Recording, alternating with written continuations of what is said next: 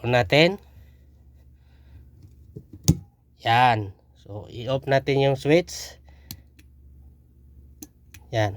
Hello mga kabisi mine. So, paano ba maglagay ng isang ilaw at saka isang switch? Napaka-simple lang ang pagwa-wiring yan. So, ito ang circuit breaker. Ito yung line side. Ito yung load side. So, ang ginawa natin, wala itong switch. Direkta yan sa circuit breaker. So, kung lalagyan natin ng switch nito, napaka dali lang gawin. So ito yung direct na pagwa-wiring. Putulin mo lang yung isang wire niyan papunta sa switch para may control na tayo sa ating bulb or ilaw. So lagyan natin ng switch. Yan sa gitna. Putulin lang natin yan.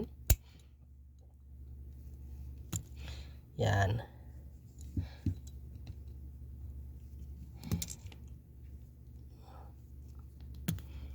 So, ang video na ito para lang sa mga baguhan na wala pang ideya sa electrical. So, panoorin nyo ang video na ito at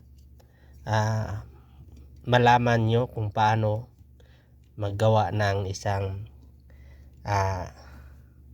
ilaw na may kasamang switch galing sa breaker na supply. So, ang ginagamit lang natin na switch ay 3-way. Wala tayong available na single switch. So, ang 3-way switch pwede rin na gawing single switch. Yan. So, makikita natin yan. May 4 na butas. Itong 0, ito yung galing sa ating circuit breaker. Ito namang 1 or 3, mamili lang tayo dyan kung saan natin ikabit. So, walang problema. So, tusok lang natin ito. Yan. Dito naman sa kabila, lagay natin sa 1. Yan. So, ganito lang kadali ang paglagay ng switch sa isang ilaw. So, ngayon, subukan natin na i-on yung breaker.